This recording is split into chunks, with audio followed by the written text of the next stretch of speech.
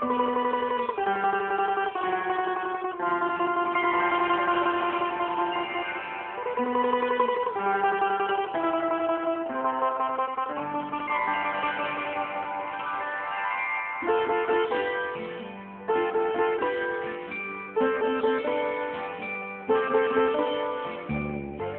जिल्ह्यातील भोर तालुक्यातील केंजळ गावातील पुणे जिल्हा परिषदेची एक आगळी वेगळी शाळा. काय वेगळेपण आहे या शाळेचं?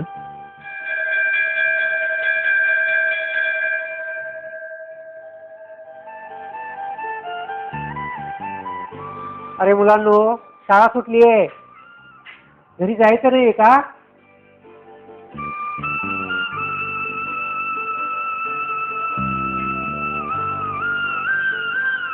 या शाळेचं खास वैशिष्ट्य म्हणजे शाळा सुटली तरी हे विद्यार्थी मात्र शाळेतच रममाण झालेले असतात.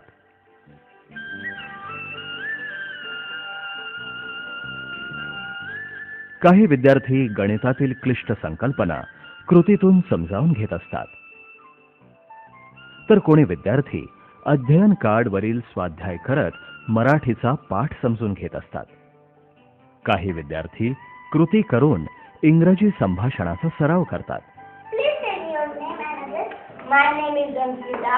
I live in Kendra at Post Kendra, Taluka. काही प्रत्यक्ष अनुभवातून परिसर अभ्यास करतात, तर काही विद्यार्थी संगीतात रमलेले दिसतात.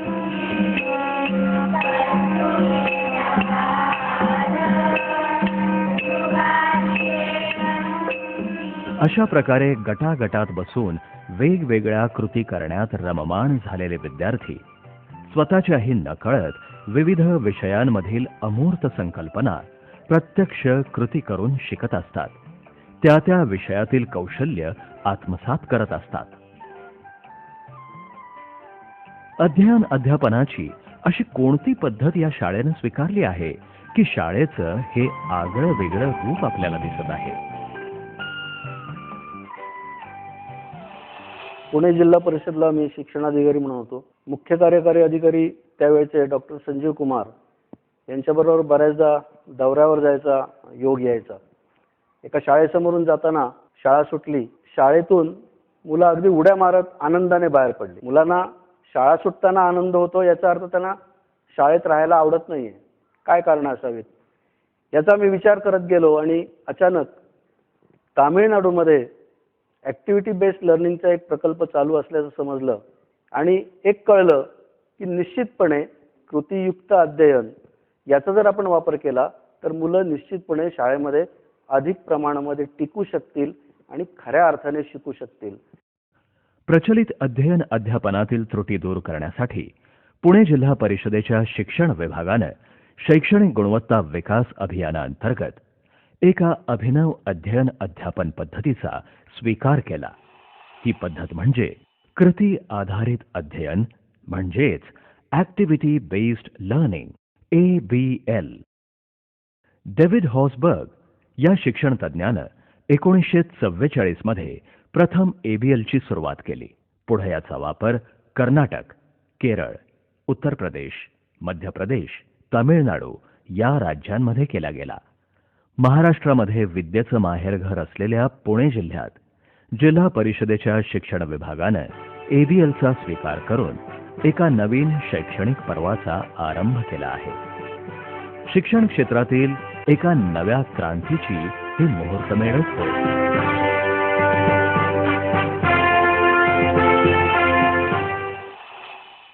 शिक्षणाच्या प्राथमिक टप्प्यावर सर्वच घटक अमूर्त असतात.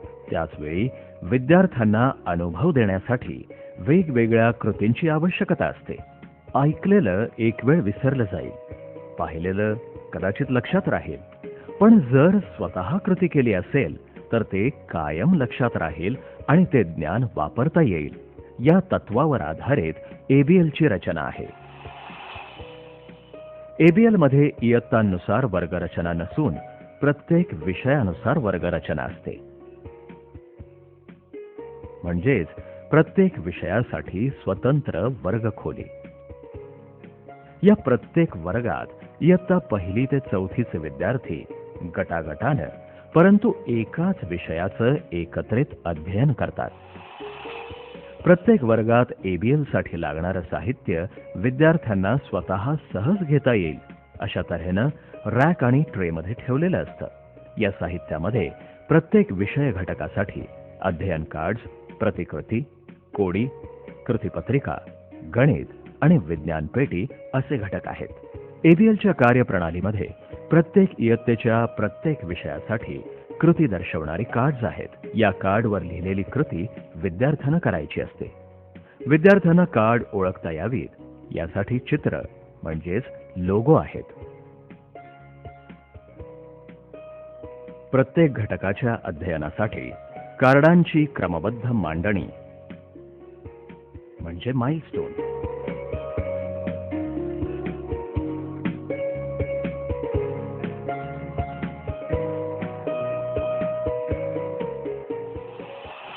विद्यार्थ्यांच्या नोंदी ठेवण्यासाठी डेव्हलप केलेलं वर्क डन रजिस्टर. पारंपरिक अध्ययन अध्यापन पद्धतीमध्ये होतं काय की तासन वही वेगळी असायची, मूल्यमापन वही वेगळी असायची, त्याच्यावर आधारित एकूणच नोंदी करण्याचं वही वेगळी असायची, अनेक वह्यांमध्ये रेकॉर्ड ठेवावं लागत असे. परंतु याच्यामध्ये संपूर्ण सिनॅरिओ वर्षभराचा विद्यार्थ्याचा या 2 पानामध्ये एका विषयाकरता ठेवला जातो. एका दृष्टिपथामध्ये माझं मूल कुठं आहे हे पालकांना समजण्यासाठी किंवा शिक्षकांना समजण्यासाठी एक अचिव्हमेंट चार्ट आहे. तो अचिव्हमेंट चार्ट सुद्धा शिक्षकांना मेंटेन करावा लागतो. ते अचिव्हमेंट चार्ट आहे.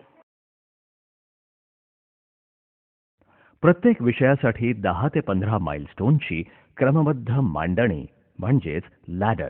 लॅडर किंवा अध्ययन शिडी म्हणजे त्या इयत्तेचं, त्या विषयाचं वार्षिक नियोजन. मेन लॅडरच्या दोन्ही बाजूला साइड लॅडर आहेत. साइड लॅडर किंवा पूरक अध्ययन शिडीमध्ये कविता, गायन, संभाषण, खेळ अशा प्रकारच्या सामूहिक कृतींचा समावेश असतो.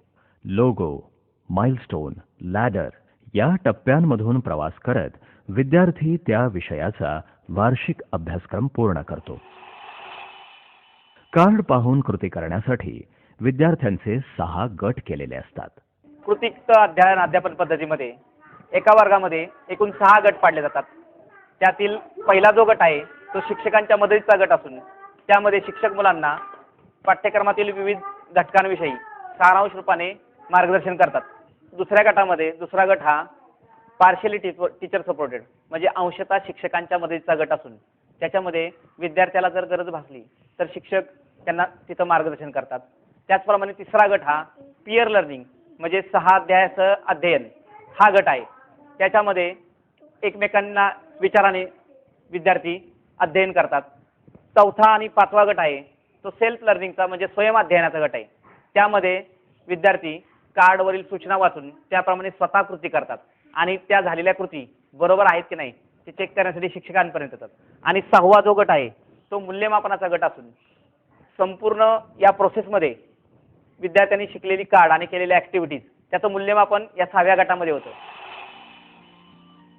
ABL मधील आणखी एक संकल्पना म्हणजे समूह थाळी.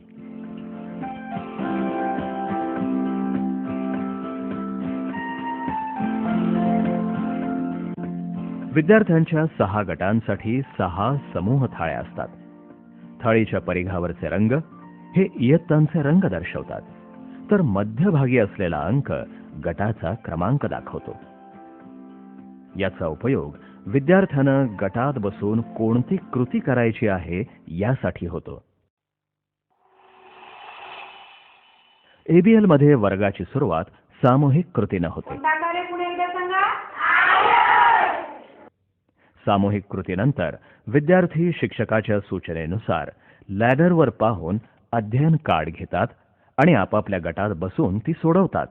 विद्यार्थी पूर्णतः शिक्षक मदतीच्या गटापासून म्हणजेच 1 नंबरच्या गटापासून ते मूल्यमापनाच्या म्हणजे 6 नंबरच्या गटापर्यंत प्रवास करत शिकतो.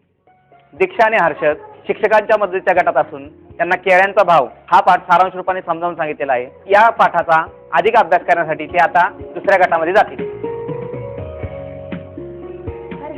आता काय केले? पाठातील कठीण शब्द व त्याचे अर्थ लिहा.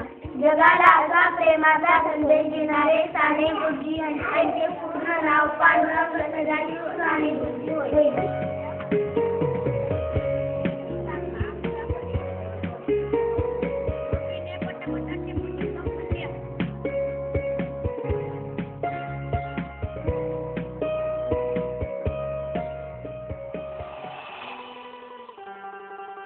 भोर तालुक्यातील 30 शाळांमध्ये सुरू झालेल्या ABL उपक्रमाची व्याप्ती आता पुणे जिल्ह्यातील 700 शाळांपर्यंत पोहोचली आहे. ABL पद्धतीचा वापर केल्यामुळे विद्यार्थ्यांचा सर्वांगीण विकास झाला आहे. शाळेत उशिरापर्यंत रमणारे विद्यार्थी हे चित्र आता ABLच्या सर्वच शाळांमधून दिसू लागलं आहे. अनेक कृती करण्याची संधी असल्यामुळे विद्यार्थ्यांना शाळा आता कंटाळवाणी वाटत नाही.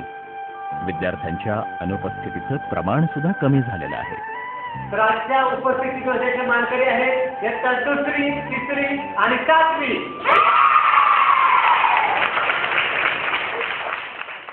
या पद्धतीमुळे विद्यार्थ्यांच्या बौद्धिक क्षमतेचा किती विकास झाला याचं मूल्यमापन करण्यासाठी नियोजन करण्यात आलेलं आहे. ABL पद्धतीमुळे माझी दोन्ही मुले धाडसाने बोलू शकत आहेत. माझी मुलं ABL मध्ये शिकत आहेत, याचा मला फार अभिमान वाटतो. ABL पद्धतीमुळं सर्वसामान्य कुटुंबातील मुलं एक चांगल्या पद्धतीचं शिक्षण घेत आहेत. मी सर्व शिक्षकांना, पालकांना, विद्यार्थ्यांना, ग्रामस्थांना, नेत्यांना एक विनंती करेल की ABL पद्धती आपण आपल्या शाळेमध्ये, आपल्या गावामध्ये ॲक्सेप्ट करून घेऊन एक चांगला आदर्श घडवण्याचा प्रयत्न करावा अशी विनंती करेल.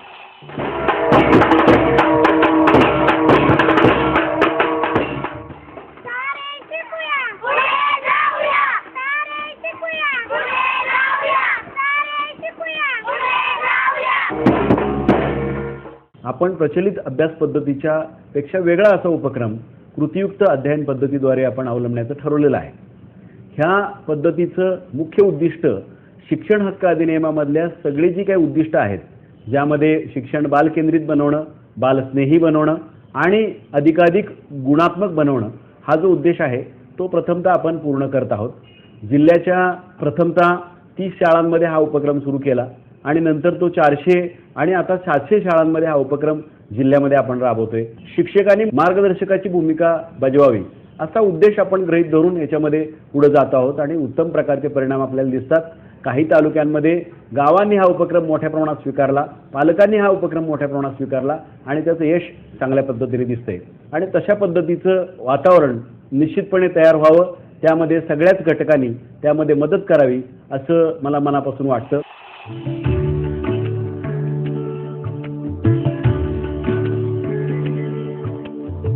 शैक्षणिक गुणवत्ता विकास अभियानाच्या माध्यमातून पुणे जिल्हा परिषदेच्या शिक्षण विभागानं सुरू केलेला ABLचा उपक्रम महाराष्ट्र राज्याच्या विद्यार्थ्यांच्या शैक्षणिक गुणवत्ता वाढीसाठी दीपस्तंभाप्रमाणे मार्गदर्शक ठरेल यात शंकाच नाही.